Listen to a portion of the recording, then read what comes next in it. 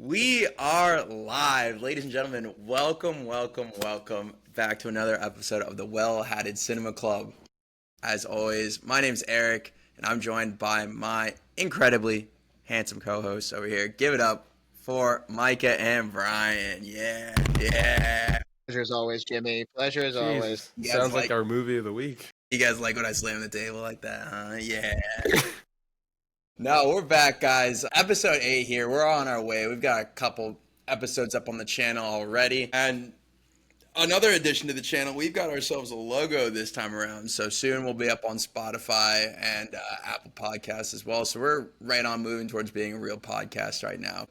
In terms of this week, we got another jam-packed episode, so let's hop on into the agenda. We're starting with our movie news roundup, as always, catching up what we've seen in the industry the last week. And then we're going to move on to our movie of the week, which Micah chose, a little Alex Garland piece. And then I've got a game for us this week, so hopefully you two are ready to test your actor knowledge out here. But before we get into any of that, as always, let's go around the horn here and talk about what we've been watching. So I think last week I started with Micah. So Brian, I'll kick it right over to you, brother. What you been watching? So I had to double check. I had to go check the diary because I wasn't really sure. It wasn't a very eventful week. I did watch Oppenheimer with the lady. It's her first time viewing it. She was a fan. I think I go into that, but we watched a classic. Some people hate it. I don't. And in spirit of the Minecraft movie, Jared Hess's Nacho Libre. Yeah, get that a subtle piece right there. I like that movie a lot. I think it looks like a great, it visually, it looks fantastic. It looks like a real movie, which I know doesn't sound like much, but in today's day and age, a lot of movies don't really look like movies anymore. Yeah. I think it's hilarious. I think you either love it or you hate it. It's weird, but in a good kind of way. So I was a big fan. I had a good laugh watching that again. And obviously with Oppenheimer, that was just, that's Oppenheimer. That's a 5 stars, no notes. So yeah, that was my viewing. Nothing that exciting. Hopefully next week we'll get a little more pop on my watches. But hey, Micah, what were you watching this week? Besides our movie of the week, I snuck in another you love it or you hate it movie, and the haters are wrong, and they will be dealt with. I watched Mission Impossible 2, and that movie's an absolute banger. Upon reflection, it is tonally, stylistically, anachronistic to the rest of the series. It is sticking out like a sore thumb. But this thumb happens to be sick as hell. Yeah, it's such a John Woo movie. It's never been windier. The motion has never been slower. All right, it's never been tenser or sexier. All right, there's birds everywhere and shit's exploding and sparking for no damn reason. I don't think in the rest of the series Ethan Hunt does a backflip. He does damn near 10 in this movie alone, and they're all knockout backflip kicks. He's like double kicking, backflip kicking. He's knocking dudes out. He's killing people. It's awesome. There's a scene when Thandie Newton arrives at the villain's compound, and it should just be like the boat pulls up to the house. She gets out. It takes like 5 minutes because the wind's blowing on her. It's blowing on the villain. The boat's coming around slow. He's coming around slow. Her scarf's billowing. It blows away. The villain catches it. That's in fast motion. And then the score drops. Score by Hans Zimmer, by the way. And it's like, oh my god, his reflexes. It's so awesome. They use the mask against the IMF this time. The villain likes to dress as Ethan a lot. So they're always doing that. You get to see Tom Cruise play a villain himself. Mm-hmm. It's awesome. No notes. I love how you said it. It's like the one that sticks out because it's like I haven't seen it since I was a kid. I'm gonna do my rewatch in anticipation of Dead Reckoning or Final Reckoning, but because it's jarringly different if I remember from all the other ones. They definitely thought that the first one was not enough action, so they hired John Woo. He John Wooed it up. And they were like, ninja, yeah. Go back. We went too far. Go back. They saw him do a 360 wheelie headshot that made a car explode, and they were like, it's too much. And that happens multiple times. He's so cool. All right, Eric, what have you been watching? Oh, man. That's hilarious, Micah. In preparation for our movie of the week, I have been sitting about halfway through Alex Garland's most previous movie, Civil War, for about half a year, and I decided to just finish it up, Civil War. I know this came out in 2024, and this is a movie that, you know, kind of got thrown by the wayside. I think a lot of people maybe expected it coming in to be a little bit more actiony, fast paced, explaining why there was a civil war in America. Obviously, coming out in such a divisive time, but I really enjoyed this movie. I had a good time with it. I mean, Kaylee Spaney, like, big fan of hers. I thought the plot moved along great. I'll talk about tense, and I mean, we'll talk about Garland and warfare here soon later, but every scene really involved it. I really went in trying to see what the action was going to be like, especially in that final shootout in DC. But that scene with Jesse Plemons really stole it for me. I think that's what a lot of people say, but that's just anytime he's on screen. I know he's married to whatever her name is, Mary Jane Watson. Tobey Maguire's Mary Jane Watson. I'm doing her a disservice by forgetting her name off the top, but Kirsten Dunst. Kirsten Dunst, yes. That's right. Remember the name. Yeah, I'm bad with them, but this is gonna be you guys later thinking of names. But I thought that scene with all of them was great. The mass grave. I mean, I was shaking like a leaf during that scene. I didn't want Kaylee to die, so a good watch. I'm glad I finished it out. Yeah, it's like I've said, it's been sitting there. I just hadn't finished it, so. Yeah, I've been putting it off for so long. I gotta go watch it. I gotta finally just rip the Band-Aid off and do it. Yeah, I think again we're gonna get to Warfare. I don't want to go into my take on Warfare, but a good use of the music in that. I thought is actually a pretty good soundtrack. All things considered, a lot of good like needle drops. There's one like during a shootout in this, but anyway, a good movie. I think it was underappreciated last year. It didn't get talked about at all. Anything else from the fellows they want to talk about from what they watched this week, or should we head right straight into our movie news roundup? No, nothing. No, really talking about the. No, but you talking about the score, Eric, is a great segue to an announcement from A24. They're announcing they're going to announce something related to their A24 music brand, which like when I saw that I was like, oh, they make music, and then I looked it up, and it kind of already exists. So I wonder what they're gonna do. They mostly just release like vinyls of their movie soundtracks and stuff like that. They have merch. They produced that Talking Heads tribute album, and they've also like re-released "Stop Making Sense," also by the Talking Heads, on vinyl. But I'm curious where they're going. Any ideas? Yeah, like I'm not really sure. I haven't really heard this as much. Yeah, I haven't really been tracking. They just said that they have an announcement for A24 Music. Like, yeah, they released like a graphic of. I mean, the graphic already exists, but this is like a neon light kind of forming the graphic and with different music playing over it. I don't know. This brand's existed for not too long, but a little bit, like a couple of years. So I wonder if there's like a streaming service or like a concert series or. Well, they already sold like hard vinyls of their movie soundtracks, so I don't know what it. You know what? Let's not. We don't. I'm excited either way. It might be lackluster, but fuck it. It might be. Yeah, because A24 Music exists already from 2021. Yeah, it exists. It's related to A24 soundtracks and other related music. So I don't know. Interesting. Whatever it is, they'll be pushing the boundary. They always seem to kind of be, not to glaze them, but to be on the cutting edge. So I like the idea. Obviously, I've seen their vinyls out in like physical copies before at like Barnes and Nobles, but I'd be curious to see what they try to do here, because a lot of their movies, like, what did we just watch? Spring Breakers, Micah? Yeah, Spring Breakers, great soundtrack. Yeah, that's a fantastic soundtrack. So I'd love to see what else. I remember, like, I'm looking on their shop right now, seeing what they got on there. Yeah, they usually have. Wow. They've got this music crate, honestly, that it's like a crate, like. It's like a crate. Looks kind of cool. I don't know. It looks kind of cool. The cover of the whale vinyl is fucking sending me. He's the one. It's not the one from the picture, but it's close enough. Is it where he's like elating up into the when he dies? It's kind of cool though. Well, that's interesting. I don't know what you want to. Do you want to just go back to the top, move on to the other thing? I don't know how you want to. Yeah, we can jump to the middle. Keep it on the music side. Well, it was a good segue. You got to take advantage. It was a good segue. Yeah, no, you're right. Exactly. Speaking of musicals, there we go, Brian. That's what you should have said instead of calling me out, Brian. Just cut me off next time. Just cut it out. I will. I'll be splicing this to hell. I'm gonna make you say all kinds of bad stuff. I'm Brian, and I hate women. Not. Write it on the page so I read it. Micah, can you tell me a little bit about this? I haven't heard of this new musical. Well, I just saw it. I've just, like ever since Jesse Eisenberg, his directorial debut, which I really liked, and was a success. Cheaply made its money back, and then won an Oscar. Yeah, I just saw like, oh, and a musical. That's interesting. I didn't know he was like a musical guy.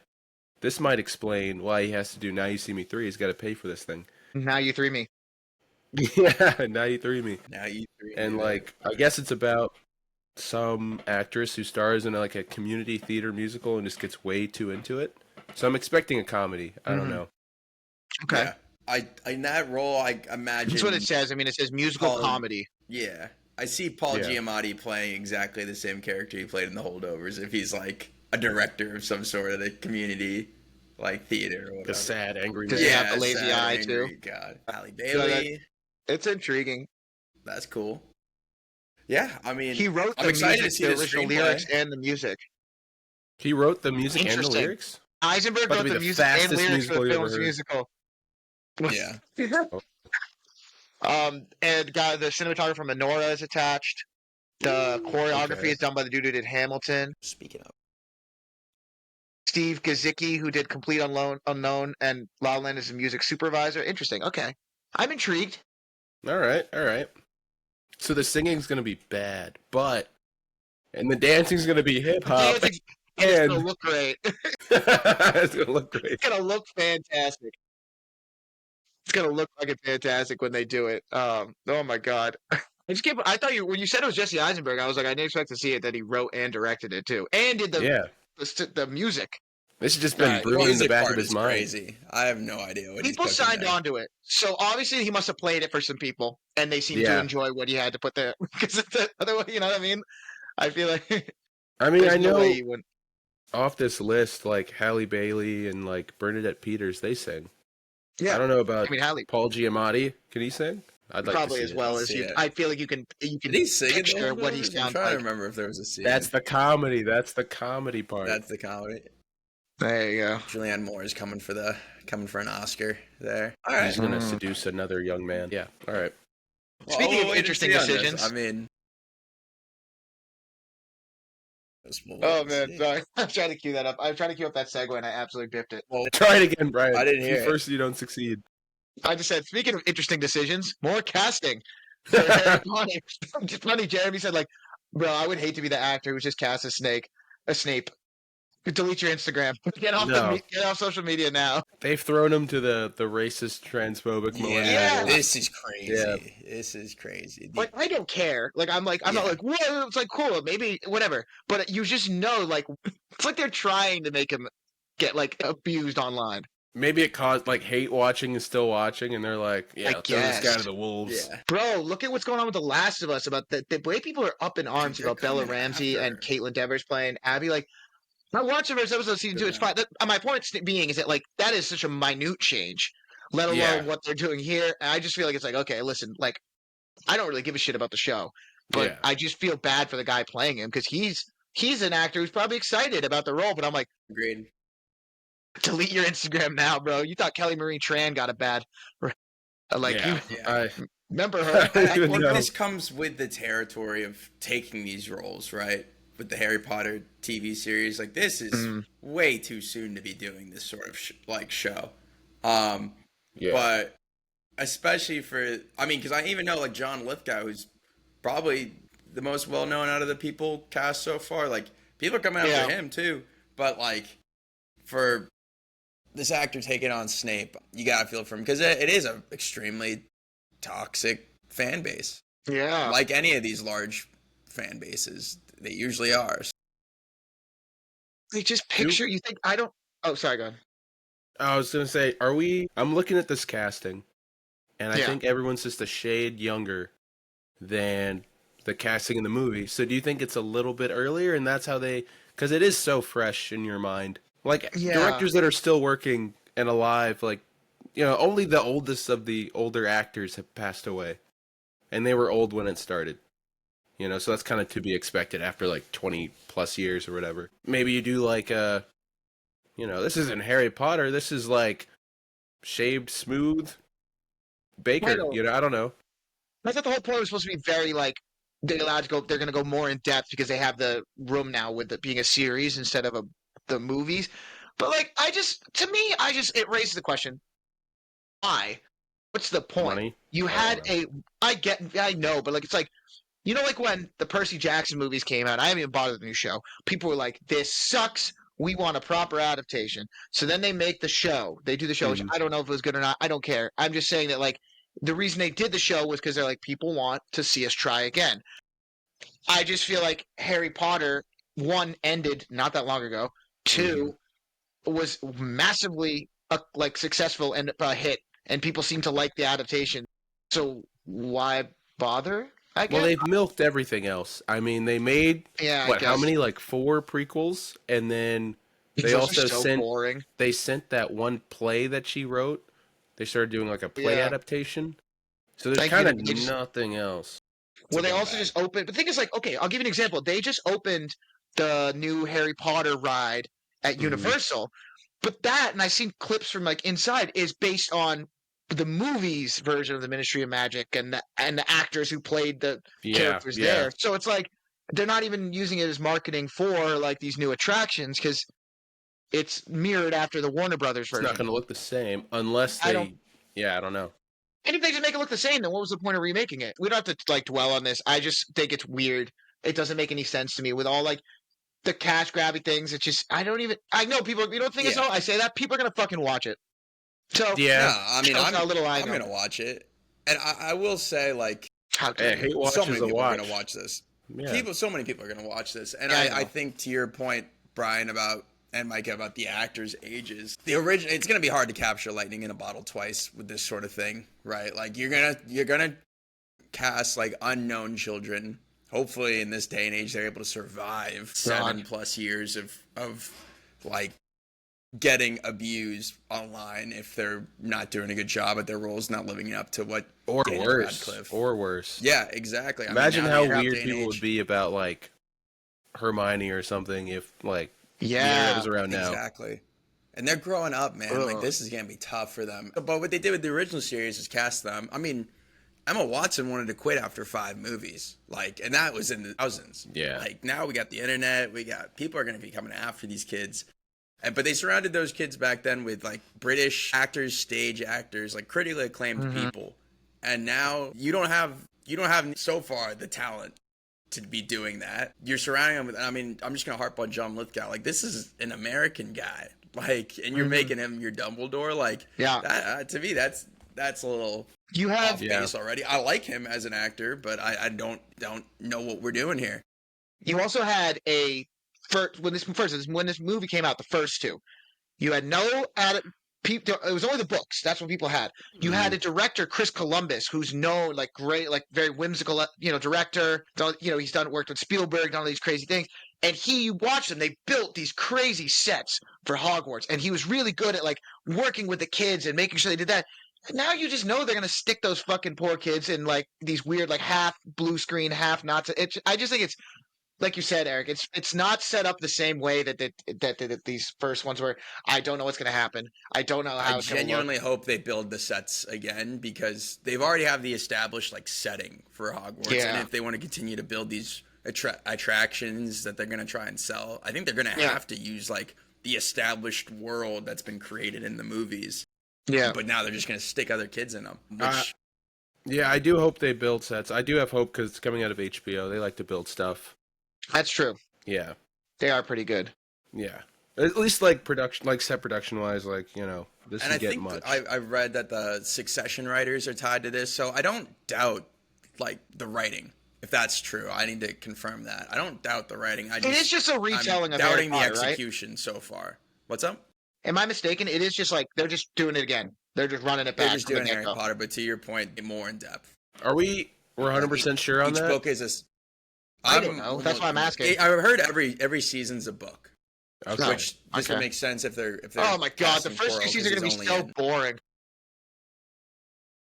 We get a whole second season. The whole second season is gonna be who are they gonna cast as Dobby? Maybe they'll cut back to all that interesting stuff you find out in pieces throughout the movie. Yeah, I guess that's why they're younger. That's the other thing to me. Are they gonna use like the same like character designs for like? They can't. The creatures? Oh, the creatures. I don't think. Yeah, I mean, how different can a griffin look? It's a bird. Yeah, I agree on that. Like That's a a lot, Dementor, like. But I'm Dementor. thinking about like somebody that like is an established character at like their worlds, their attractions, like Dobby. Like, what are they gonna do with the house? Like, I Here's don't the know. thing. They're already gonna piss people off because someone like, and that's a good example, Dobby. It's like, think about this. They could like change the design and have some very talented voice actor give his opinion of Dobby. But as soon as he opens his mouth and it doesn't sound like the Dobby that everyone knows and loves, they'd be like, ugh, it's gonna be harsh on people's ears. They're not gonna like it. I'm telling you, it's everything's gonna be up. And as soon as Daniel, whoever the poor kid who is playing Harry, doesn't sound like Daniel Radcliffe, because he won't. I'm telling you, they're just like setting themselves up to get like people to get annoyed. And, oh, this poor guy playing Snape, as soon as he doesn't sound like Alan Rickman, they're gonna be pissed. Yeah. Yeah. I think you give this another 10 years, maybe 15, that people would have been like dying to 50. go back to Hogwarts and see this. I think this is too soon. Yeah. Yes, Yeah. exactly. I mean, what you said about like the Snape casting, he's not going to sound like No.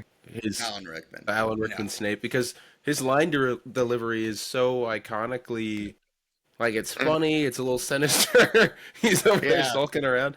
It is, yeah, you have to make it your own, and like people aren't going to like that. Kind of talking about the Last of Us thing, like they're like, Elle doesn't look like Elle because it's Bella Ramsey, but like Pedro Pascal doesn't look like Joel. Nobody. know, Yeah, exactly. Nobody Exactly. gave a shit. Exactly. I do think that picture of Bella Ramsey with the gun is hilarious. She Sure. just looks. I will admit. It's like adorable. It's like giving a mouse a gun. I don't know what to. Listen, I will admit It's that like tough. as someone who's been playing the second game like twice now, I think she's great in season one as a young Ellie. I get that. I think they could have done better, but at the same time, like this is happening. She's in the show. She's doing a good job. Fucking let it go. That's my thing. Like, sure, if we could all do it all over again, I think they should add a girl who looks a little older and a little more Get him, intimidating for Eric. second season. Get but- him, Eric. Yeah. For both of you, they're great. All right. Well, So I let's didn't get that- let's choose. get I that. made sure. I I made didn't sure. know. Get him, Eric. That's My what I bad. said. Get him. My But bad. I think to They're your great. point, Brian, Sorry. they're I didn't know that. My apologies. this is the casting we have. talked about like, this last with The Last of Us. Oh, we did, yeah. This is the casting we have for The Last of Us. Like, just we gotta accept it. We're not getting. Everyone's calling for Kaylee Spain. We're not getting that. So quit moaning about it. You know, like enjoy the show. Yeah, exactly. But we can stop. They're harping doing a on great this. job. We've- Bella Ramsey is very talented. Yeah. That's all I want to say. Absolutely. Indeed. Speaking of terrifying children, All right. There's a segue, Yeah. Brian. let's go. There it is. Zach Kreger's new promotional campaign for his new movie. People are like freaking out about it online. Have you guys seen this on Twitter? Yeah. Yeah. For you Spooky. specifically, Brian, I figured this would creep the fuck out of you because I'm the same way with the whole like you seeing something in the distance type shit. Yeah. Like It these gives me the heebie-jeebies. like yeah, like I don't know what it is, like CCTV or like however you Yeah. want to call Yeah, it, ring like, footage camera, of yeah. neighborhoods. Yeah, like are terrifying. So what we're talking about is this new horror movie called Weapons. That this is Zach Kreger's second film. His first film was Barbarian, which we've all watched. Micah, we watched it together. Mhm. That shit was terrifying. Which I also, for the longest time, did not realize Zach Kreger was in The Whitest Kids You Know. And he also was Yeah. born in Arlington, Virginia, which blew Oh, he my was? mind. I didn't know that. Crazy viral promotional campaign where all they're doing, New Line Cinema is just posting videos of children Kids. running in the most, and it's like Weird. CCTV. And I guess the synopsis for the story is that it's a group of like a young baseball team group of like probably 10, 11-year-olds go missing, and it's about a small town, like what the aftermath of that, I'm sure, Yeah. some sort of supernatural or creepy vibe element to it. But I can't remember who exactly is in this. I think I saw there were people. Was it? attached. But I will say this: I haven't seen like a marketing technique like this for horror movies be this effective. Not like obviously there was like the paranormal, early paranormal Smile. activity era. Smile was pretty good, but I'm saying like I just mean like everyone knows it's obviously not real security footage. But I'm seeing all over my timeline people being like, "Yo, like I don't know what it is about this footage, but it deeply disturbs me." Like people are like I saw one thing I that said that and hate had like 2,000 likes.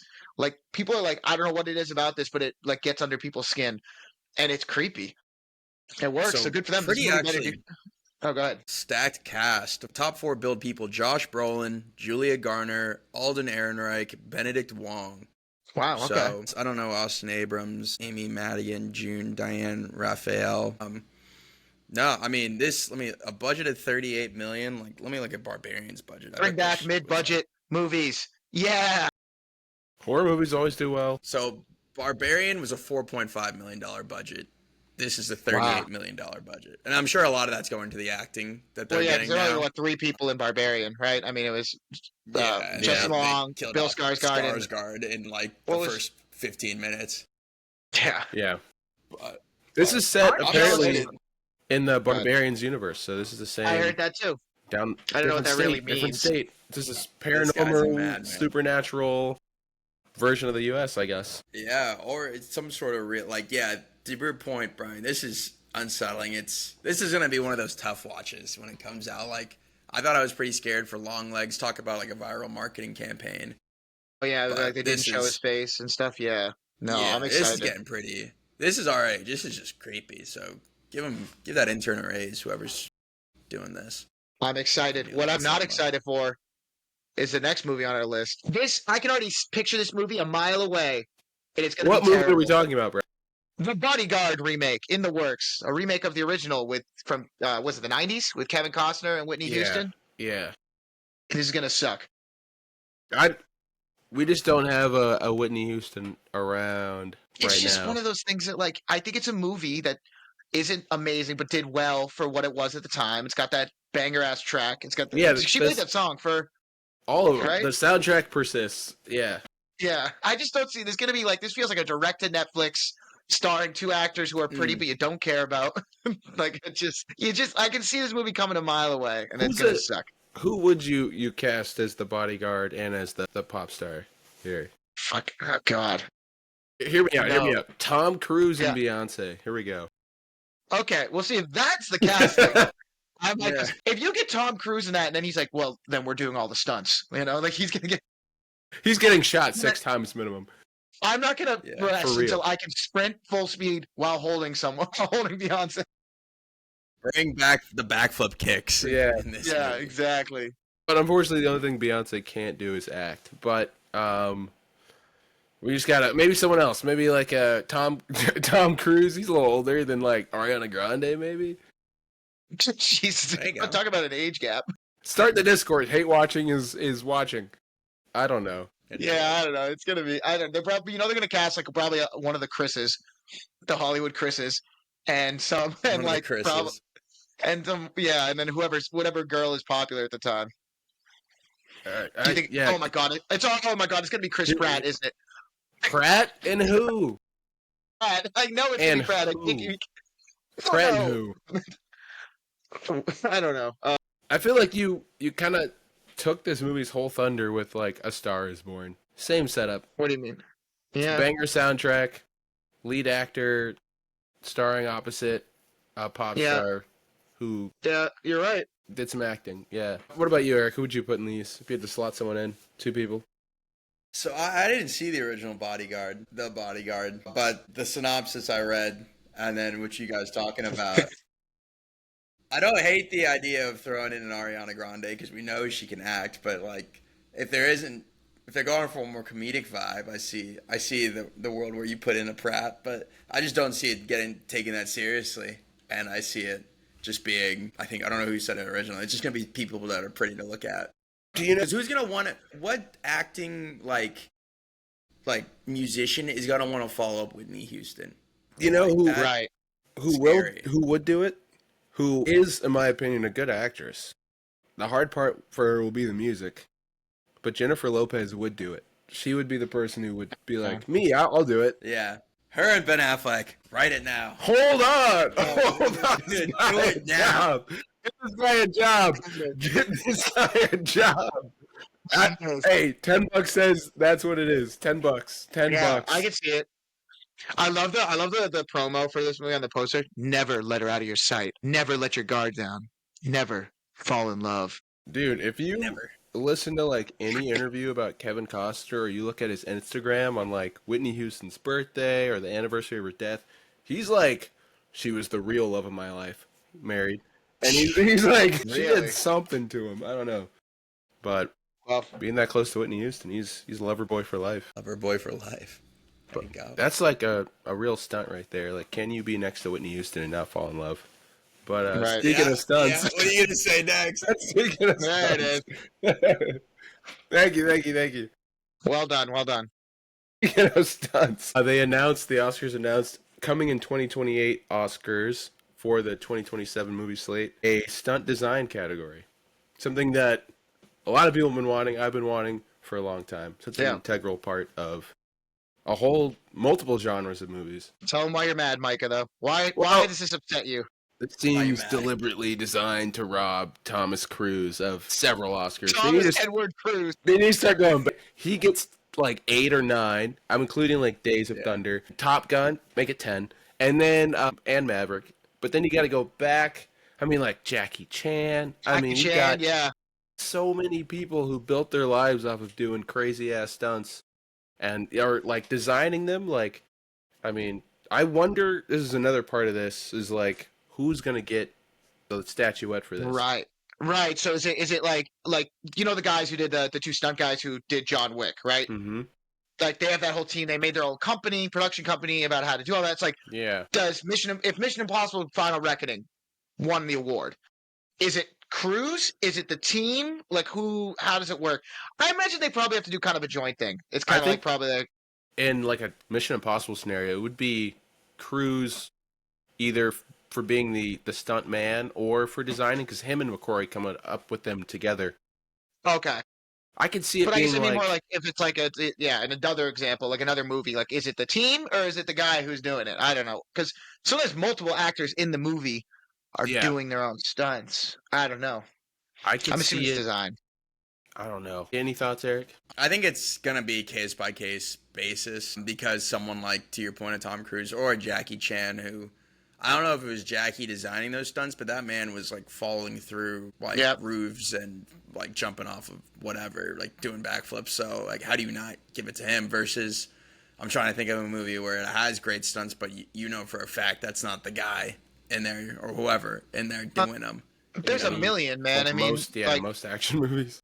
Think about even the Fury Road type movies, like the Mad Max stuff. Like that one, it's not really it's not Tom Hardy or anything, but it's massive coordinations of these teams of people, like flipping cars, jumping on crap, that one. In a case like that where it's more of an ensemble, you're probably giving it to the team there. But in the case of like a Mission Impossible, that's you're really thinking about the statuette. I mean, like they can attach as many names to the award as they need. Or they can't. No. So this is a big deal in some of the categories where there's multiple people. So I think they only give out max maybe like five. And so there's a lot of times, like for Best Picture, for example, you can have like endless producers on that thing. And it's like, which 5 people? They can all go up on stage if they want, but which 5 get an Oscar?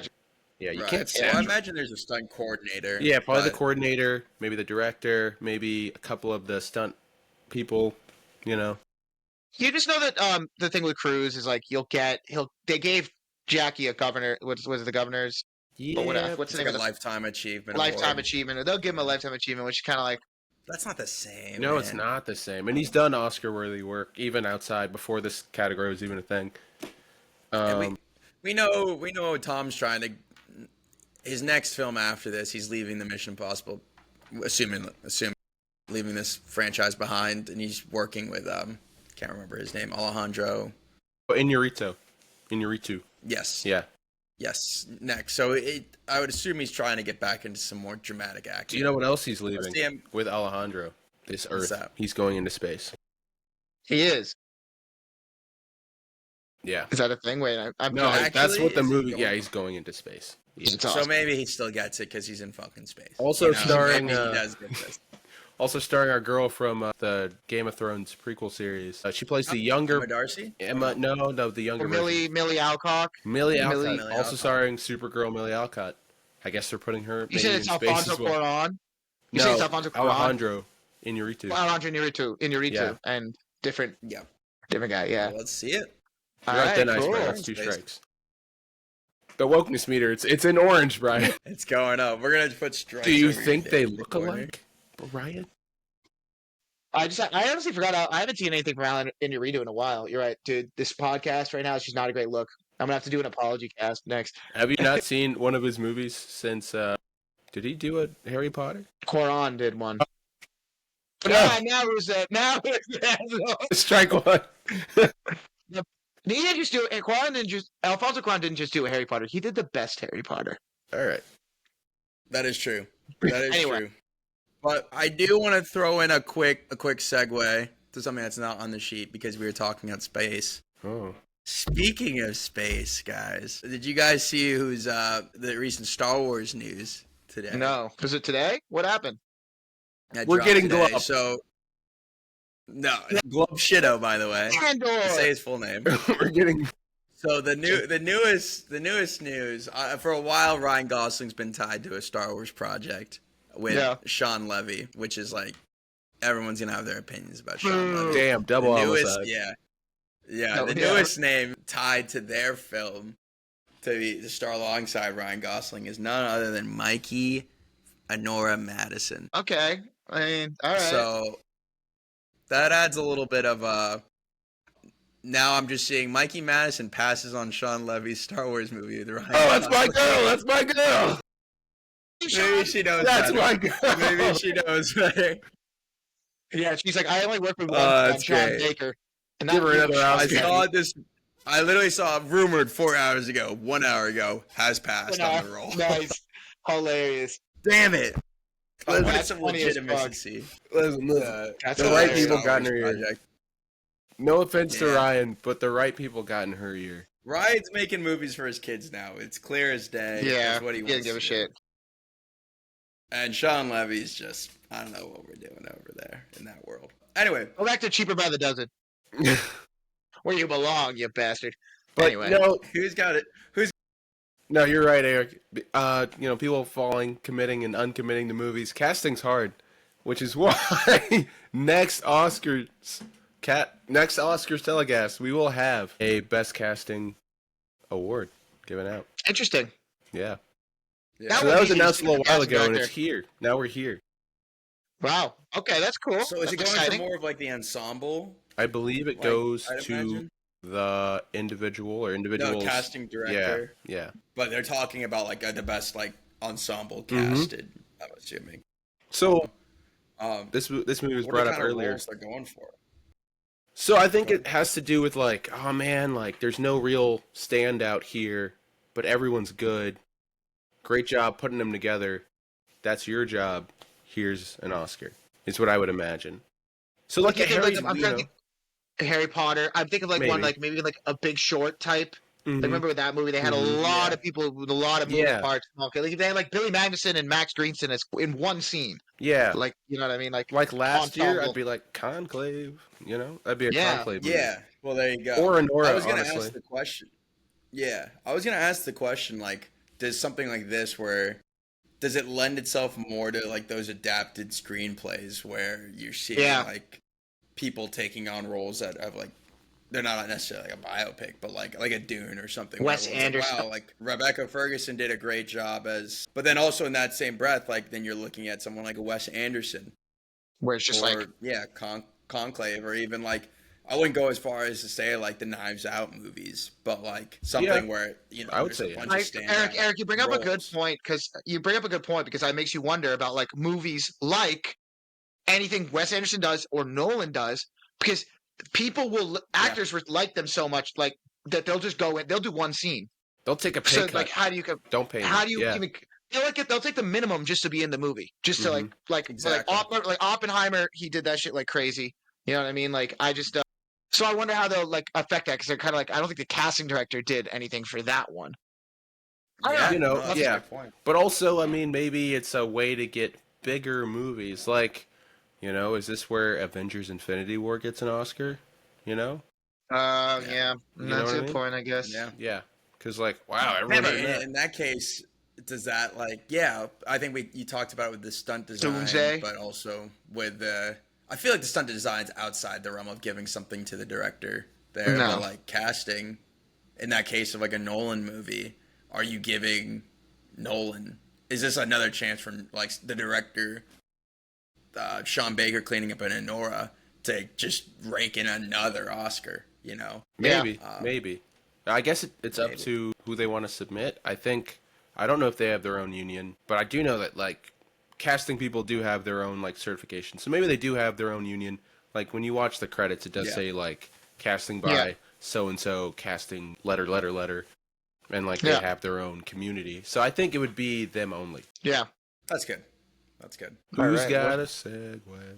Who's got a segue? I was gonna say, talking about all these casting, all these different, Oscar awards, sure makes me hungry for some Raising Cane's. Speaking of Cane's, Who's that? speaking of Cane's, man, Micah, why don't you talk about Cane's 2025? And Asshole. Here at Cannes. Cannes 2025. I'm sorry, guys. It's French. It's French. And I just, it's coming up. It's coming up. It's like a big deal. It's like a lot of movies get screened that we just won't see for months, which is kind of insane because you hear about how good it is, and they just won't let you have it. It's like Life of Chuck premiered there last year, I think, or is it like last year? Everyone saw it. Now we finally get to see it. Yeah, they showed Nora there, and that didn't come out until like November. So that's a eternity. But also, that's where it won the Palme d'Or, and then it went on to win Best Picture. So I mean, like, it is like an important space, like for movies. But I saw a couple interesting things that I thought we could maybe talk about. There's a lot of actors, kind of like in that Jesse Eisenberg lane last year, that are doing their directorial debuts here at Cannes. It's kind of a big deal. Like Scarlett Johansson's got like Eleanor the Great. Harris Dickinson's got Urchin. And Kristen Stewart's got The Chronology of Water. So I just thought like, maybe those will break out and be something. I don't know. It's something to keep an eye on. There's not a whole lot to like really dive into, but definitely like ones it's like I'll have my ear to like listening for any news that comes out once those things start premiering. Yeah. You get like early reviews, like, Mm-hmm. I'm really curious about. Well, I think looking at ScarJo, I think you brought it up earlier, Micah, with I don't know exactly who it was. You said did a movie just so they could fund. Oh, Jesse Eisenberg to fund their project. It did. Yeah. Now you threw me. Like I can imagine ScarJo just went and did this Jurassic World movie, just to get a quick buck for just this. to get a little moolah. I'm sure. Harris Dickinson. That's interesting. I'm pretty excited about seeing what Kristen Stewart's got going on. I feel like she's been in the industry a while, and like, I always put her in the same. Like, she's been doing some interesting stuff. Like, you think back to Twilight with Robert Pattinson, but like, she's been kind of all over doing a lot of different types of work since then. So I'd love to see what she's got going. But why don't we talk about these other ones that kind of are closer to the boat, we'd say, coming up here soon. Sure. Yeah. Let's hear it. What do we got? You got a segue? So, did you guys see that trailer? The Eddington trailer? That's the Leo movie with Teyana Taylor. I didn't watch the Eddington trailer yet. Eddington, sorry. Cool? That's the wrong movie. I was thinking of a different movie. My bad. The Battles, not the Paul Thomas Anderson one? I was thinking of the Paul Thomas Anderson. Yeah. Eddington by Ari Aster has Joaquin Phoenix. Old buddy with Ari Aster. You've got our guy from Dune Part 2, our Elvis guy, Austin Butler. That's right. And we got Pedro, who's in everything. And we got one of our most interesting producer actresses, Emma Stone here. Mm-hmm. Said during COVID. Yeah. Did you guys see the trailer? Yeah. Yeah. I saw the first few minutes. I got seconds. I have to watch the trailer after this. Set during COVID? Mm-hmm. It's a small town, like, is it in Mexico or near Mexico? I think it's on the border. So they're doing like a Texas thing, and like it's during COVID. It kind of looks like Pedro is kind of like maybe, I don't know how political it's going to be. He looks like he's more of like a leftist guy. Yeah. Austin Butler is some kind of like third track. And then you've got Joaquin Phoenix playing like, he's got the cowboy hat on, the boots. He's like assaulting people. I think so. Yeah. And it says it might be one of their husbands. I think it's the mayor or the yeah, probably Pedro maybe Joaquin's character. Yeah, and then it said like on the ticket thing at the bottom of the news thing that they're scrolling through, there's been a bunch of murders in the town. So I wonder, are people getting murdered? COVID's happening. It's political. Seems like I don't know what Ari Aster's cooking. I'm excited to Yeah. see. No, I am too. I didn't watch what was the Bo movie with Joaquin I didn't see Phoenix. Bo was Afraid I either. did see Bo was Bo's Afraid. Afraid. That was Afraid. good. It was good. Super Yeah. anxious and like claustrophobic. Yeah. Listen, but I like I'm sure, Midsummer I don't and know what the vibe Hereditary. is. Yeah. The vibe here is yeah, it's obviously gonna have political undertones. I hope it's not too pandering, but We'll see. I trust these actors. I trust Ari, so I'm excited to see Nice. what they got. Yeah, Austin Butler, like let him go cook, let him be weird. I'm all for it. Yep. So I'm for it. Yeah. All right. I think the next one, History of Sound, by Oliver Hermanus. That's just starring Josh O'Connor and Paul Mescal. Two guys we like. Being gay, I guess. Set Yeah. back in time. Yep. Something about How sound. would go you for say- it. I haven't seen a trailer. I haven't really heard anything. I don't know if it's biographical, but that's one I've been hearing a lot about. Just two guys. Yeah. Like Yeah, one of so- those movies you hear, it's like I don't know anything about it, but I keep an eye out, keep an ear out. Keep like an ear out. let's- Keep an ear out. Names to know. Write them down. Yeah. Good Then stuff. we got. Let him cook. I don't know why this is premiering here, but why not? I think he's only done. Yeah. I think he put his last time he was at Cannes was for Top Gun Maverick. He's just like, why not? Yeah, Mr. Movies shows up. Put the shit in here too. He's like, this is how you make a blockbuster, y'all. I know y'all struggling to make money out there. Yeah. And he's showing Mission Impossible Final Reckoning. Take your think piece movies and shove it. We're gonna fucking crank the speakers up. Take your tears and put them up your ass. This is Mission Impossible. We do backflips, roundhouse kicks on motorcycles around here, bitch. I wanted to premiere it in like a really weird slot, like between the gay romance and Kristen Stewart's directorial debut. Yeah, Just- yeah. Just a banger. He says. Yeah, just something crazy. Like, don't put it too close to anything like Ari's or anything that's like big. That's hilarious. So Yeah. that he's premiering it at Cannes. That's great. Just like, why not? That's funny. More Linklater. Yeah, more Linklater. I There love you go. This Nice. seems I don't- maybe like it'll be better than the Tom Hanks Robin movie, which is weird a little bit. Yeah, I Some like thoughts on Zoe this? Dutch. I haven't I do seen too. her I in a like while. Zoe. I'm a fan she's of hers been as an on actress. on the stage, I think. Mm. She's been she on was the play. in. She was in Everybody Wants Some with Linklater, I believe. Yes, Oh, that's she was. right. Yeah. That's right. Yeah. That's right. she was. She has worked with Linklater before. It was like So her. I'm Glenn glad he's Powell, bringing yeah. her back. She's dating Jimmy Tatro, which I find so funny. But Really? uh, Wow. yeah. Why is that? That's so a funny? crazy shout. That's a crazy shout, What right? But the I like fuck? her. I I, mean, I think she's. I'll be curious to see That's hilarious. what they cook up together because I'd love to see her get a little bit more attention. Yeah, but he's making. He did Yeah, do. By the way, thoughts? you're thinking of Robert Zemeckis, by the way, Micah, with the Robin Wright kit. Tom Hanks Yeah, one. Robin Wright. Not Yeah. Oh, that was Ricky Lake. Zemeckis. Oh, that's I'm an Zemeckis. idiot. That was I'm an Zemeckis, idiot. not Linklater. Yeah, I'm an Linklater's last idiot. one was Hitman. We actually had to it. Blue Moon. Is that this one? No, No, this is I didn't see that one. He did. He did the Hitman, Nouvelle which Vague. I liked. Nouvelle Vague, I Okay. think. I didn't see. He had a movie Blue Moon that says it came out this year. I'm not really as familiar, but Yeah, I I'm did not like the Hitman. I did like Yeah, the Hitman me last too. year. I thought that was pretty good. I enjoyed it. Me too. So yeah, I'm intrigued to see what he's gonna do. I like that. We'll have to wait and see. All right. All right. right. Any other movie news, fellas, or should we head into our movie of the week? Yeah, me and as a veteran going into this movie. Yeah, why don't you, Brian, you're a veteran. Why don't you tell us about that? Yeah, talk about this movie, Brian. I think I might have accidentally got Stolen Valor, guys, going to see this movie by myself on a Tuesday at 1 p.m. I was in a hoodie and my hat was furred. I think some old men in the theater thought I was a vet, and they bought my popcorn. And I didn't realize it happened until after the movie. So I apologize. I did not mean to Stolen Valor. I just ate tainted candy. I'm sorry. Brian, from what You it ate sounds all of like, it. in that fit, it not only a goes mistake. two ways: veteran or mass shooter. So I'm glad Yeah. they went vet. They only bought me a small. If it makes you feel any better, they only bought me a small popcorn, small soda. I was gonna kind of spring for a large, but I didn't want to insult them. And then they're like, "Hey, pay it forward, man. Like, hey, you enjoy the movie." And That's I'm like, "Oh my horrible. god, they think I'm a fucking veteran." What am I supposed to do? They already bought the popcorn. No way. It's insane. But, All right, that's Micah, tell us a insane. little bit.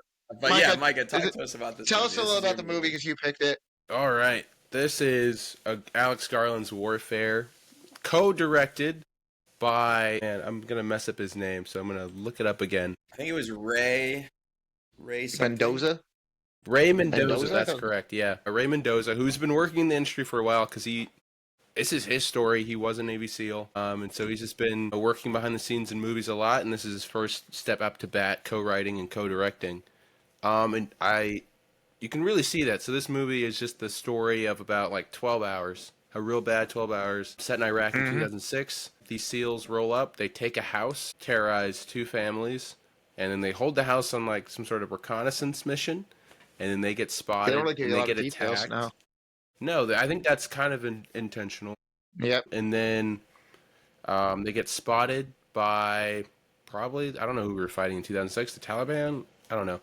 No, I don't know. Iraq soldiers in the air, Yeah, people, men from the honestly, opposing side, and they have people in the area. civilians. Who, maybe, I mean, if someone possessed a I don't home in know. like Alabama, Yeah. I think a militia would roll up. But like anyway, they just, a firefight ensues, things go bad, and then they get rescued and they pull out, and that's pretty much the end of the movie. So it's really straightforward, really tight movie. I think it's like an hour and a half, maybe an hour 40. It's about 12 hours of this day in Iraq. All right, what It are was your an thoughts, interesting guys? one for sure. It was an interesting one for sure because, like you said, Mike, I think you talked about in your review. Like, oh, listen, I don't know. I don't think it was pro this or pro that. I understand some people like who are mad about it, just like, why are we making movies about this era anyway? Whatever. I'm not gonna get into details of that. I had never seen a movie quite like it where they don't really go in depth about like who's heroes or bad guys or who is who and what their relationships are, who are their families. They literally just like, this happened. This is what was. That movie just was. I think it was kind of cool. Like they showed the opening scene of them watching the Call on Me. Yeah. They're all getting hype, and then they just drop you right into it. They're just in the house. They're just there. And yeah, I mean, I think like on a technical aspect, like how intense it was in there. Like I thought it was really, really well done. I just think that like, yeah, I mean, I don't know. This movie just was. I can't describe it any other way. This is what happened. Eric, you got any thoughts? I think, yeah, kind of piggybacking off Brian's point, I think the name really just sums it up, right? Like just warfare. Like this is war. It's a lot of it's in a sobering way. This movie shows it's nonsensical at times. It's terrifying for everyone involved. It shows the repercussions to the people that live there, right? Mm-hmm. What the trauma is happening, and I think having someone like Ray who went through this, telling this story and showing that, I'm not going to say there aren't heroes in war, but the traditional Hollywood movie is dramatizing these situations and showing heroes. And you think about scenes in movies where someone's going out like shooting down like a bunch of people. In this movie, like I think I could count on my hand the number of people actually like shot. Like you rarely saw someone get shot. Like it is hard to land a shot. People are just spraying to cover their asses. And I mean, I think I use the word sobering watching this movie. There's no score. It's just the bullets, the people breathing, the screams. It's from a technical aspect, to your point, Brian, I think very well done. It's all in pretty much one house, and they just had cameras posted up everywhere. It seems like a lot of like pretty long takes. So I don't want to say I enjoyed it, but it was just like, because it was a heavy watch, Yeah. But it was something I hadn't really seen before, Mike, I'll kick it over to you. So I'm going to go down the cast a little bit, because this is quite an ensemble, because we were talking about it earlier. This is like a movie that could, potentially win, like, or be nominated for. Like, this is a real ensemble, a real who's who. It's kind of a tradition to be in a war movie as a young male actor. Our second week in a row watching a DeFaro Wunatai movie. He was also in Hell of a Summer. We got Cosmo Jarvis. That's a big TV guy. Yeah. We got Will Poulter. I watched all the Maze Runners last year. Shout out Will Poulter. Charles Melton. He was the young man being seduced in that other movie. We got Joseph Quinn. He's about to be in Fantastic Four. He's everywhere. We got Kit Connor. We all enjoyed one of his movies last year. The Wild Robot. He was the little duck. We've got, and some other names. We got Taylor John Smith, Michael Gandolfini, Aiden Bradley, Noah Centineo, who I could not find in the movie until the very end. I couldn't. And they did the side by side, and I was like, who was he? In this movie. I figured it out, Mike, because I was thinking the same thing. I was like, was he the asshole? Where's Noah? No. So because I saw him in the beginning when they're dancing, Yeah. and I'm like, when they're in the house, I'm like, I don't see him. I thought he was in this movie. He comes in with the second squad, with them, and then he's one of the 3 guys that goes upstairs. He's one of the 2 dudes who goes up to the roof, Well, that's and they're him? shooting over there. That's Wow, him. unrecognizable. That Those was him. guys That was low-key him. were the craziest motherfuckers in the whole story. Like those 2 on the roof fighting for like 5 minutes by themselves. I was like, there's Not no one way of them was Noah Centineo. Yeah, your boss. Because I couldn't find him either. I was like, where is he? He doesn't say, like, he's barely in the movie. At any You moment, got to Charles really- Melton can order you to go to your death on the rooftop. But Yep. Yeah. hey, you 2 rooftop. No, please. There's no nose goes in the Navy SEALs apparently. But I thought Cosmo's character was dead. Like, and then he just looked revealed it. he was alive. Brother. He looked Also, so fully entering spoiler territory if anyone cares. Oh, sorry. Yeah. That Who cares? IED scene was fucking crazy. I mean, I Crazy. like going in and out of like the breathing, Yeah. disorienting as hell. But I was like, we've seen Will Poulter. I'm curious to see Will Poulter in more dramatic roles, but thought it was interesting they gave Cosmo and Joseph just probably pages worth of just screaming as dialogue. Yep. And I mean, they pulled it off. Like I was fully convinced. Like, but yeah, there was Joseph asking like, who's severely injured? Not me. It's not. He's not talking about me, right? Like, and so just showing also different ways people were going through, like handling the situation. Go ahead, Micah. No, you got it. Sorry, I'll let you finish. But I was just gonna say like that the rookie Tommy like being clearly shell shocked, but like still shooting and just being, I just want to get the fuck out of here. And then Will Poulter's character like not being able to handle the stress of the situation versus you see Charles Melton come in. Like you have that kind of like here comes the cavalry scene, and when they did their whole like long shot of the second troops pulling up. Yeah. I was like, damn, cool. Look at them go, because our boys have been getting fucked in this house. I was so confused at one point when they cut that. I was like, oh, I feel like there were more of them in that building at the beginning when they were calling me. I was like, I thought there were more of them, and then they were split up. Yeah. And then I said that in my letter actually. I was like, imagine desperately needing backup, and it's Noah Centineo. He just comes in. I didn't know about the show of force thing. I didn't know that was a thing. If it is, that's crazy. They're just like, yeah, just fucking buzz this street. Because I guess, civilians until the very end where they're like, actually blast all the rooftops. We don't care anymore. Yeah, fuck it. But a couple of things. I think this had to be a weird shoot. Before you saw it, I wanted to do like I wanted to listen to interviews and stuff. So not only Ray Mendoza is played by DeFaro Wunatai. So he's co-directing himself, like the actor as himself. And then when he's performing, he's got like the guy he's playing like staring at him the whole time. That's crazy. All these guys, we know they lived. So they're all pulling up the set and stuff. The whole script was based on like if no one said like I remember this happening, they didn't write it down. So I'm thinking that's like cool. The whole movie, like all the technical stuff, like how competent and tight it was, I'm thinking that's Alex Garland. And I'm thinking like the story or maybe lack thereof is all Ray Mendoza, because this is pretty straightforward. And then on set, they had Will Poulter, since he was playing a leader like in the movie, lead them at all times, shooting and not shooting. Like they had to report to him to go to the bathroom and stuff. So that's a little... They must have been a weird shoot, because I've seen the promos. They all seem really tight. Well, they got psyched out. Yeah, they got psyched out. They sent them to like... Oh yeah, they sent them to Baby Buds, like where they're just torturing them. I don't know if you ever... They turned into a TV show, Buds, where you film our Navy SEAL. It's like the test you take to become a Navy SEAL. So you can just go and be like, I'm going to run and lift weights and get, yelled at and all this painful, psychologically breaking stuff. And when you come out, you are eligible to then learn to be a SEAL. So they put them through that so they can be, competent and all that stuff and work together as a team. So yeah, I'm sure they were just in like summer camp on steroids, like, that kind of thing will make you a best friend. I know they got the tattoos. Yeah. They all got Call on Me tatted on them. They were playing that every morning, apparently, because that's something the Steels did. So they were just really, trying to bake themselves into these guys. I think it... I would have to hear from a Navy SEAL, I'm like, did that feel realistic? I'm sure it was. I'm sure... And the guys who... You have to ask one of the guys who was actually there and be like, was that Was that what it was like? Because it seems like they put enough effort to make it seem as genuine, like realistic as they could. Yeah. And I can appreciate that about that. Is a movie I'm itching to watch again? No. Mm-mm. I thought it was not a lot really happens. It's hard to watch too. It's just but I can respect the dedication that both the actors, the writing, and the direction and the team put into this movie.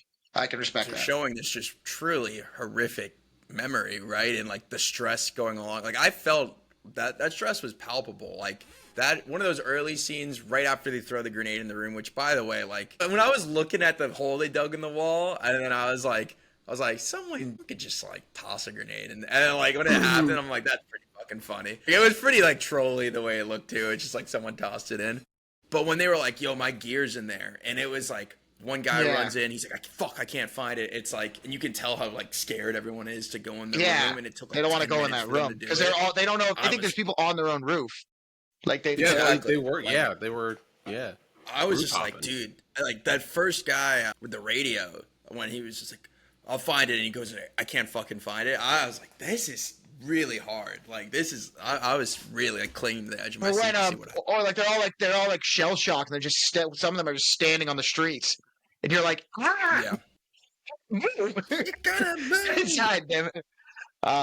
People were saying, I heard some people complaining. They're like, they don't even like address the family that they did that. I'm like, hearing that it was all based on the SEALs accounts, I don't think they even paid a mind to that family. And it's tough because that was their home and that sucks. But I'm just like, I have to imagine a realistic thing. They're like, Bill, we didn't give a shit about we're trying to survive.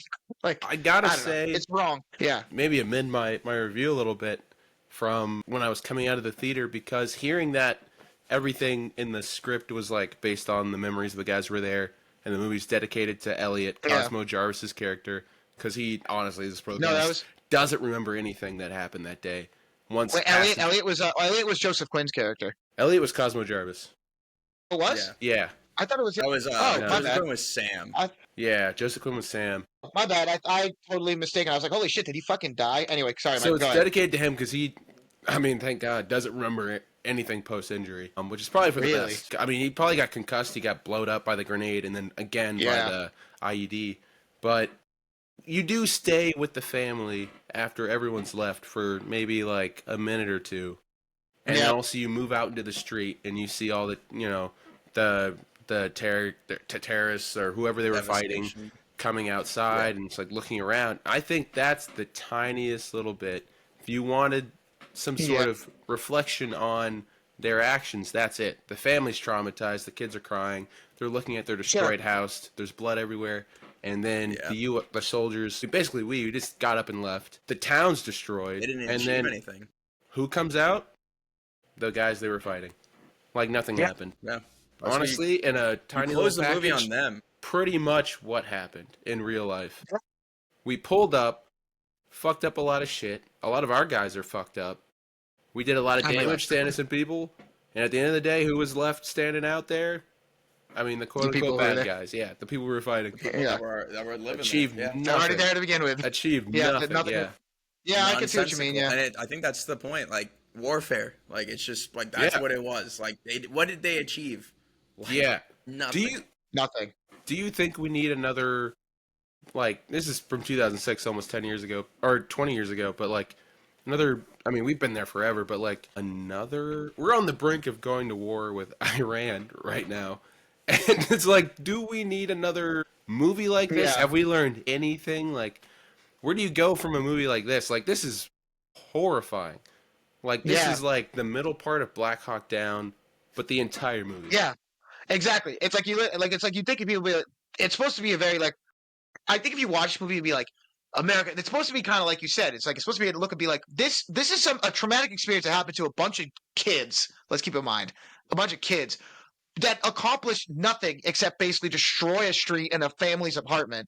And at the end of the day, they left and nothing changed. Like, it's like, what was the point? Like, no, I get your point. It's like, I don't know how we haven't like got that message, but you got people watching Starship Troopers now and not understanding that it's supposed to be anti-fascism. Media literacy is shit, so I don't know if, like, you're right, Micah. Who knows how many long times? We might need 1 million more. I don't Yeah.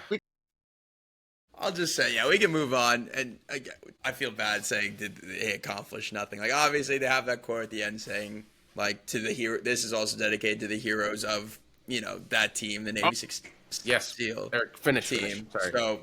So to address our privilege, obviously, we are not over there fighting. So to say they accomplished nothing is not true. But I know, I'm in sorry. the realm of the movie, But in the there's realm a of lot the of civilians movie, dead. But and obviously we are thankful for our soldiers.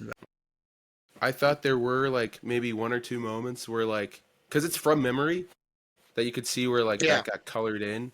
Like when Charles Melton enters the house, he's like, it's three of them. He's in the middle. They're all holding up their guns like this, and he's like backlit, and it's like smoky in there. He looks like an angel coming to rescue you, and that's probably how it felt. Yeah. And the fact that like everyone got out like from the rescue team and like they look so cool and they're so efficient, and, like maybe that's how they are because that's how you survive a situation like that. But like you can kind of see some colorations every now and then. And I was talking to my roommate who I saw this with, and I was like, "Does Ray Mendoza fucking hate that one guy that kept kicking Joseph Quinn's legs and like hyping him up and being like, hoorah, hoorah, you're a frogman." Or is that? He's like, or is that like hates him, bro. commentary of being like, pipe down in the hoorahism while we're getting our asses kicked? I bet Raymond was like, I remember his name. We'll call him Simmons. Simmons comes in there jacked up and just causing. He was like, that shit pissed me off. He's like, I hate this guy. He was trying to help. He was trying to help, but he was just like, calm down. Dude, he stepped on what was left of his. That was crazy. Oh my god. That was crazy. No, that's pretty funny. He definitely did. Bro, I thought would stabbing yourself in the thumb with morphine have more of an effect on you? I don't know about more because it's pretty far away from after that. He was pretty goofy. He like tripped running in the house. He's like, no, I just tripped. Like when someone's like, he thought you got shot or whatever. Like, I guess he did that, but it almost felt like comic relief. But in the moment of that scene, I was like freaking out. I was like, get your shit together. So I don't. Yeah. Maybe that's how he felt. That's funny.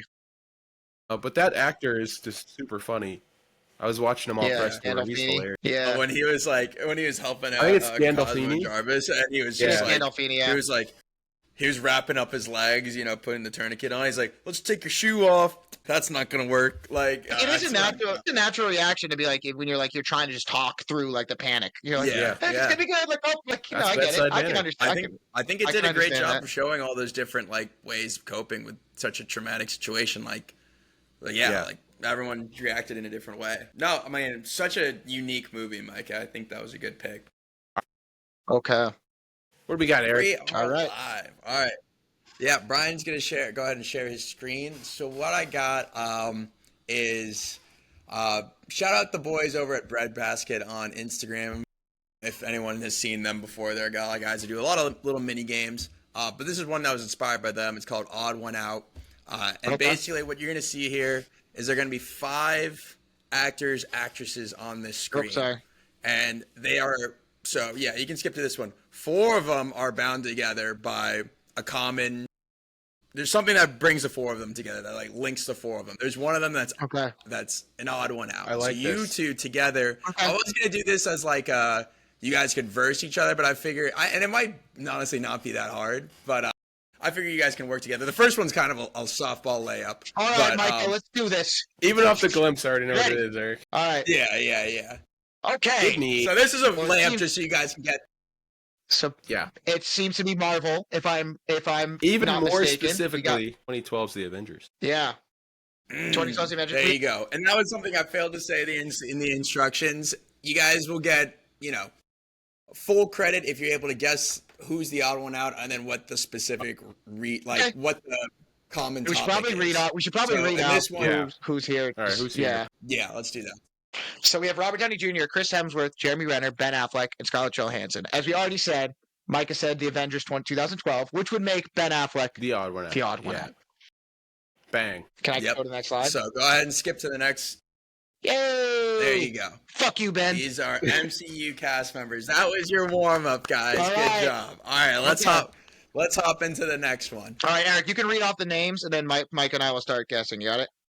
Yep. I figured it out. Okay, Yep. cool. And I might Go be ahead. a little behind when you go. So, and I will say the caveat, it's always going to be something more than just like one of them's a woman or one of them's a man or someone's old or young. You know, it's more to do with their body of work, if that makes sense. Mhm. So the 5 actors you have here are Liam Neeson, Jared Leto, Ray Fiennes, Danny DeVito, and Tom Hardy. I have What a do you guys guess. think?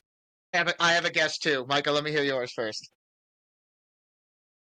Everyone here, except for Ray Fiennes, has played a DCEU villain. That was my guess. It was Batman villains, actually, I was thinking. Ray Fiennes is the only one who hasn't, right? Because, in my opinion, There Ray you Fiennes is the go. only one We who's got it. not played a Batman villain. Yeah. Yeah! Did we get Yeah, it? you can go ahead and skip. Good Nice. answer. Good There answer. you go. Good answer, gentlemen. All Maybe right. this is too easy. Maybe I should have done this as a first. This is fun. Let's do it. We have about 9 or 10 of these, and then I have like 2 more extra bonus ones. All right, cool. All right, go ahead to the next one. Go ahead, read it out. So these ones, you got Ben Stiller, Lupita Nyong'o, Jack Black, Eddie Murphy, and Tom Hanks. What do y'all think? I have a guess off the rip. All right, Brian. So, everyone except Tom Hanks, they've all voiced an animated character. Tom Hanks is the only one not DreamWorks. He's Disney. Because you have Ben Stiller is Alex the Lion, Madagascar, Lupita Nyong'o, Wild Robot, Jack Black, Kung Fu Panda, Eddie Murphy, Donkey. Tom Hanks obviously Woody, but that's not DreamWorks. Do you like that, or Except do he you was have in a the different Polar one? Express. That's not DreamWorks. Oh, though. okay, okay. I think I'm safe. Eric, Are we locking? I'm gonna say, are you guys punching it. locking Let's it lock in? it in. I'm punching that one in. All right, go ahead and skip to the next one. Hey, You guys got it. Hey, good Good shit, job. good shit. This might Yeah. be way too easy. No, this might is be fun, way though. This too is much fun. I'm enjoying this. All right, keep it up. All right, who we got next? Keep it up. I hope it gets a little harder. I tried to make this harder. All right, this next one. You got Timothy Chalamet, Natalie Portman, Ray Fiennes, Bradley Cooper, and Scarlett Johansson. You're going to see some repeats in here just for my sake because I was copying and pasting a lot of images. Yeah. But Ooh, okay. All right. Think here. this Mike, is, I think, where it starts getting a little Yeah, tougher. it's definitely got a little trickier. a little bit of an idea. Talk me through the thought process. So I maybe know help that you Timothy break it. Chalamet, Ray Fiennes, Bradley Cooper have been in recent book adaptations. That's all I've got right now. But I also was thinking even more like, actor nominees. yeah, I was also thinking that too because I think everyone has won a Best Actor except for Ralph, though, right? He's never Ray Fiennes. won Won. a what's the SAG? He's never won a SAG. That one sec, but I'm saying Natalie Portman, Cooper, Scarlett Johansson, and Timmy have all won a leading actor or actress Oscar, and I don't think Ray Fiennes because I'm pretty sure Timmy's Natalie never Portman won won an one Oscar. for like. Oh, shit, no, you're right. Fuck me. Damn it, you're right. The only Oscar winner here is Natalie Portman. Didn't Bradley Cooper win one? No. Oh, These are Scarlett all Johansson won one for long-time Marriage nominees, 0-time winners except for Natalie Portman. Story. I like that guess. ScarJo was even double nominated one year. Nothing. Yeah, Yeah. I like that guess. All right, Long-time Eric, nominees, are we 0-time winners except for Natalie. Mine. Are we locking it in? Lock it in. All right, skip to the next one. Yeah, Good job, pull. Micah. Yeah, There you go. You guys pull. worked through it. You worked through it. That was good. Because we were in the That was right really area. All right, what else? Next up. Yeah, no, you're working through it. It's a good. All right, this next one here, you got Maggie Gyllenhaal, Chris Hemsworth, Alexander already got Skarsgård, it. Daniel Radcliffe, and Kieran I already Culkin. got it. Yeah. Hold on. Get out of here, Daniel. Yeah, Daniel Radcliffe got a famous sibling. And another actress. Yeah, there you go. Lock it in. Yeah, there you go. All right, next. Give me another one. Why is All Ray right, Fiennes in so this many of these? next one. You got right. He's in a lot. Jesse Eisenberg, Timothy Chalamet, Ray Fiennes, Adrian Brody, and Michael Cera. What do you guys got? Fuck. Is Michael Cera the one that's not a 2-time Oscar nominee? That seems specific. I don't think Eric. That- I don't yeah, think that's that's what it weird. is. I would recommend you guys talk. All right. through it more. So that's not the answer. Okay, all right. Well, it could be the actor, but it's not the reason. Never nominated. I'm trying to think here. Like, I'm trying to think of people they've starred in with, movie they've been a part of. Like, have they ever played a villain? Oh, I Have know they what ever it been is here? until recently. Wait, no. I have the actor. Jesse Eisenberg has never been in a Wes Anderson movie. Locking it That in. Good pull. Good pull. Ah. Dang. Nice. Good That's There you good. go. Pull. Michael There Cera's you now go. in one. Yeah, So that's right. Yeah, you're right. That's right. Good shit. Good shit. It's a good pull. All That's a right. great pull. Read it All out. right, next one. You got Glenn Powell, Idris Elba, Jeremy Renner, Emily Blunt, and Vanessa Kirby. I think I might also know this one. All right. Just go, man. If you got him, What do do you it. got? All right, Glenn Powell's never shared the screen with Tom Cruise. That's hilarious if that's true. No, is Idris Elba? Is Idris Elba? No. Right. Dang.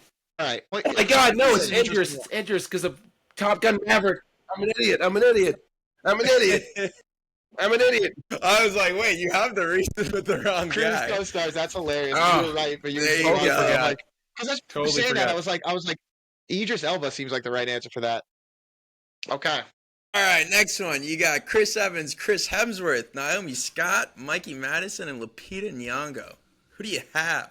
So my Who do you initial interesting. I have, My initial poll was thinking about horror movies, but I'm okay. Go ahead. You obviously have it. You're obviously really good at this. sorry. Go Mikey ahead. Madison I like it, man. is not in the MCU. Is Naomi Scott? No. She was in Aladdin. She was a Power She's not a Ranger. Disney employee. No, I guess not. Fuck. Who's Lupita Nyong'o in the MCU anyway? She's a I think Power Ranger. Has Naomi Scott ever worked? Who made the Knives Out movies? Ryan Johnson. Ryan Johnson. Chris Hemsworth. Mikey Madison, I don't think did that. No. Has Lupita or Naomi Scott ever worked with Ryan Johnson? I don't think so. No, I don't Lupita was think in Star Wars. Lupita- Lupita was in Star Wars. Naomi Scott, Yeah. what's she in? She was in Star Wars. Ryan Did Hemsworth ever do that? Yeah, he's definitely in. I don't know. It seems like some kind of shit he would do. I don't know. I'm way off. Unless this is Star Wars related broadly. Is Naomi Scott in Eric, Star I need Wars? a hint on this one. We're blanking. Chris isn't in Star Wars, but he's in Knives Out. You guys were pretty close. So it's Ryan Johnson related. One of you was. Or Star Wars related. I was thinking horror movie related because Mikey Madsen was in Scream, Lupita Nyong'o was in Is Us, Naomi Scott was in Smile 2. Chris Wow, Hemsworth Chris was in Hemsworth Cabin in or the Chris- Woods. So it's got to be Evans, right? No Yeah, horror no movies? horror movies. Evans? Locking it in? Lock it in. Fuck it. Yeah, skip next. All right, thank God for you, Brian. We did Thank it. There you, you Brian. go. Thank you, Well Brian. done. Well done. Yeah. I figured Brian would have a That's why little I edge did- on I this one literally with his said that- Naomi Scott and Chris Hemsworth. I literally said that off knowledge. the rip. I was like thinking horror, but then I kind of got twisted up with Chris Hemsworth. My bad. All right, cool. All right. This next one, you got Jesse Eisenberg, Mark Ruffalo, Jonah Hill, Ryan Gosling, and Justin Timberlake. What do you guys got? Damn. I started thinking about The Social Network because the top two, but I just thought that too. And that's a video where my brain who went. wrote I'm The like, that's Social going to probably Network? trip us. Has he ever written for Aaron Ruffalo Sorkin. and Jonah Hill? This might be my hardest one. No Aaron lie. Sorkin wrote The Social Network. Did he write? Did he also write? What was the Best Picture winner starring Mark Ruffalo about the Catholic? Spotlight? Did he write Spotlight? I don't know if he wrote Spotlight. Gosling wasn't in Spotlight. I'm thinking like movies had been in. Oh, no. Denis. Oh, musicals? Maybe. I don't know. Did Eric know about Jesse Eisenberg's movie musical? I don't know. That's the thing. That's the question. I did not. What about? I just had a thought. I can't, dude. I'm blanking so hard. Hold on. Comedy. I'm thinking like comedies they might have been in or directed. They've acted across from an actress. Emma Stone. No, Emma Stone. I was thinking. Okay, Easy A, Jonah Hill, La La Land, Ryan Gosling. He's not in that. He's not in. He's not No, in Jonah Hill's Easy not A? in Easy A. Fuck. You sure? I'm pretty sure. Okay, try that though. Try it. Jesse roll with it. Eisenberg. What is he with Emma Stone in? Something. I don't know. I was thinking that too, but I don't think this is right. Jennifer Garner. What the fuck else has Mark Ruffalo done? He's done so much. Oh, man, this is killing me. Is it? They hosted SNL. I don't fucking know one who didn't host SNL. It's not SNL. Shit. All right, I'm blanking, bro. Is everyone here but Mike Ruffalo Jewish? That's a no, All right. not that. All right. All right, Well, Cutting that I might guess need a out. hint or something, you gotta give up. Cutting that guess out. I will say, I'll give you guys this. I still want you to get the actor. You actually had the actress Emma right. Stone. Emma It's Emma Stone. Stone's. It's Emma Stone's co-star or situation. It's Emma Stone's Oh, they. on-screen romances, but who is the one that's out? Okay, wait. Let's think. It's Let's Mark think. Ruffalo. No, it's not. Is it? No. In Poor Things, It's Justin Timberlake. it's got to be. They've never been in a movie together. Justin Timberlake, lock it. There you Bang. go. Okay. Skip through. So you were close. You guys were on it. You cooking. Obviously, La La Land. Jonah Hill was Yeah. in Superbad. Not easy. Eh? Yeah, fucking that's what Jesse it was. Eisenberg was in Zombieland. Mhm. I forgot about that. Yeah, all right. So we And then were close, even Mark when we don't Ruffalo get was it. in Poor Things. That's right. We were close. So it's All that right. was a genre scoping one. All right, last one for you guys on this game: Austin Butler, Zac Efron, Christian Bale, Ryan Gosling, and Kieran Culkin. What do you have? Okay. Musicals? That's where my brain's going immediately with Butler and Efron, but he's not a musical, I guess. No. You're right. You're right. You're right. Elvis, Does Kieran High Culkin do School something? Musical. He did not. Ryan Gosling, Lion Land. Hey, Christian Bale was in. has he sang anything? Pretty sure he has. I don't know, but he's in something. I feel like the answer is Kieran Culkin has not been in a musical. Kieran Culkin for something, because I mean, Zac Efron did Hairspray, Greatest Showman. He's been in a bunch. Yeah, Austin Butler did Elvis, other musical shit. Ryan Gosling, La La Land. Could it also be Christian Bale is the only one who wasn't a child star? You're right. That could be it. You're right. I want to lock that. It feels right because I think that's You're might be right. right. Because yeah, that's my guess. Bang it. Christian Bale's the only Bang one. it. Wait, no, he was though. He was. He was in Empire of the Sun with Spielberg. I think. Was I right? Because that can't be right. Because he has been a child star. Maybe Austin Butler wasn't a child star. Oh wait, Kieran wasn't He a child was- star. His brother Macaulay was. They've all been child All stars. right. So that's the thing. All right. Actually, every single one of them has been on camera since they were kids. Fuck. I thought I had that. Oh, you know what? Christian Bale was in the Newsies. It's musicals, dude. Kieran Culkin out. Musicals. Get him out of there. There. Get him out of there. Lock it in. Get him out of there.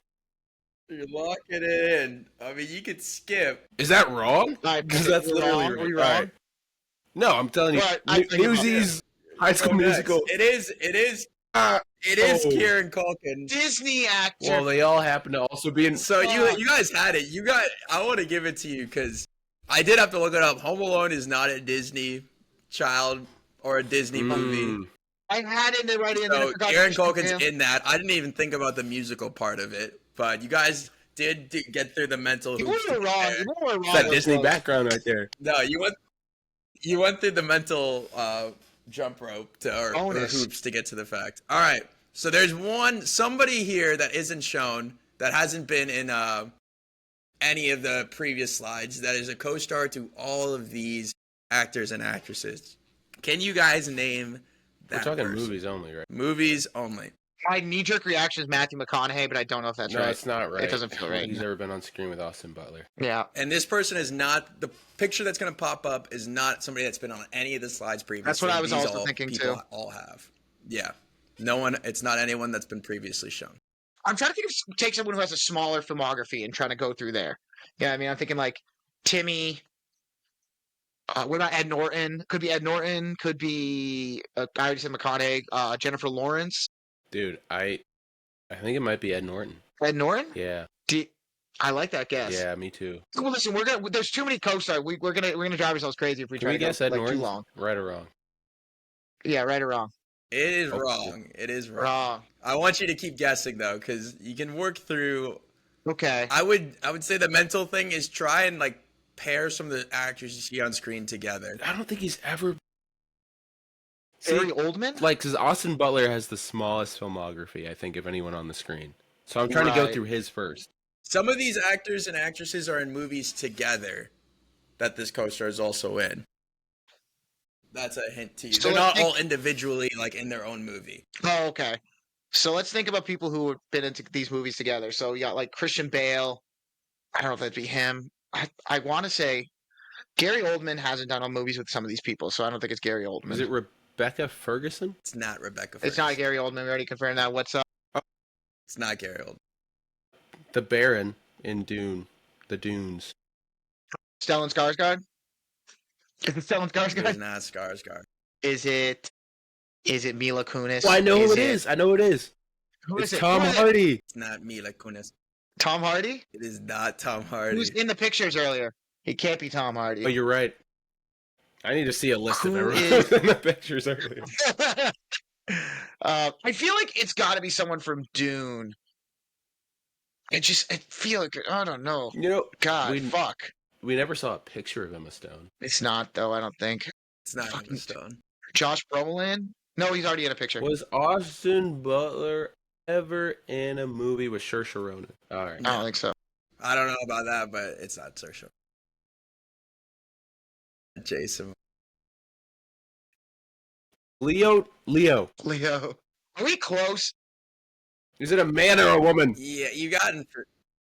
It's a man. Okay. I think Why you'll is this get so it. hard? I think Why is this so if you hard? think through. Austin Butler. Who the fuck else was? What else has Austin Butler been in? Because I feel like he has to The be. I'll Bike say this. Riders, Dune Part 2, Elvis. So it's not Okay. like Tom What did Hanks, what was right? Eric Because gonna say? Timothy's Eric. never been with Tom Hanks. Is it Tom Hmm? Hanks? It's I not didn't Tom think so. Hanks, no. He was also. You pictured guys earlier. are mad close. I think the hint I'll give you is Denis. Multiple Denis films. What? It's Stilgar. Stilgar Javier is- oh, Javier Bardem. Bardem. Javier Bardem? No. Christopher Walken. No. Fucking Oscar Isaac. Jason Momoa. Hugh Jackman. Dude, he was Thanos. Josh Brolin's already It's pictured not earlier. Josh Brolin. Come on, man. That would have been a good go. Dave Bautista. Is it Dave Bautista? Hey, skip to the next slide. Yeah. There you go. Yeah. With Ryan my- Gosling. And the hard Oh, one to Thor- get here Thor: Love and is Thunder. he was obviously in Avengers with ScarJo. Yeah. He was in And Thor. Bradley Cooper, but he was also in Thor with Christian And Bale Natalie and Portman. Natalie That was a Portman. tough one. My God, you sneaky bastard. What was he doing with Rafe? Sneaky. That's a tough one. All right, this is the last one. guys. Also, cool. not never before Last seen. one. Never before seen. Oh, I don't know. This screams Oppenheimer is a connection here. I don't know. Is it? I I don't can't. think it's Cillian Murphy. If Daniel and Cillian ever worked together, No. go ahead and submit Cillian Murphy. Kelly Murphy? No. Not I didn't think Cillian so. Murphy. Who's that guy? He was in. Jason Segel. No, he I don't know. I'm just guessing. he was in Prisoners with the Jake Gyllenhaal movie. He was the guy they were beating up on. What's his name? Paul Is Dano. it Paul Dano? Ooh, could be. Not Paul Dano. Ah, the Daniel 'Cause- Radcliffe pull yeah. is good. I like that. Yeah, I like the Daniel But, Radcliffe. but I'm just saying. Yeah, But the problem is, Downey Jr.'s been in so many movies. Maggie Gyllenhaal, to me, like I'm trying to think. Okay, Dark Knight is where my brain goes for that one. Aaron Eckhart, not Christian Bale, fucking Heath Ledger, Not Ethan. Or Michael not- Caine. Yeah. I'm going with the Dark Knight route, so I'm just gonna stick with it. I'm fucking. Oh my God, Gary Oldman. It is Gary Oldman. It is Gary Gary Oldman. Oldman. All right. So you were right on the Oppenheimer track. He plays the president in that one That's scene. right. yeah, Who is that that? takes out With Emily Blunt. RDJ, with Emily Blunt, then Blunt. he's in the Dark Knight with Maggie Gyllenhaal, and then Tom he's in Hardy. Maggie, Harry and he's Potter. in with Tom Hardy. Harry Potter. Obviously Harry Potter, and then Jack Kung Fu Panda Black 2. was a weird Kung Fu That's Panda right. 2. He's the Yeah. peacock. Yeah. Yeah, this is good, Eric. Yeah, He's all the right, great well. guy. I enjoyed What do you this. do? What do you do with RDJ? Those are the only Oh, two I had of that one. So, Cool. but that's Well, the that game. was There, fun. that That was was the fun, odd Eric. one out, and then it was the connecting actor. That was fun. I like this That quite a was bit. fun. I like this quite a bit. Hey, I have to sign off, guys, Yeah. but I just want to say my movie of the week real quick. Let's So hear next week, I was thinking. Yeah, please. So I was thinking just before we go.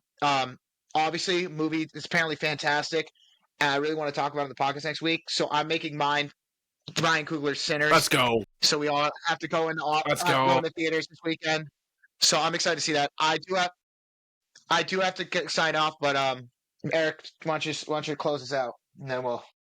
All right, gents, another great episode. Episode 8 in the books. Yeah, more games to come, more stories, more news, more movies to review. We appreciate anyone listening. Soon we'll be up on Spotify and Apple Podcasts with our new logo, which you guys will see on our channel as well. So thanks, everyone, for listening. As always, the fellas and I appreciate y'all, and we'll see you next time. Sayonara. Peace out. You can once you stop the recording, make it up.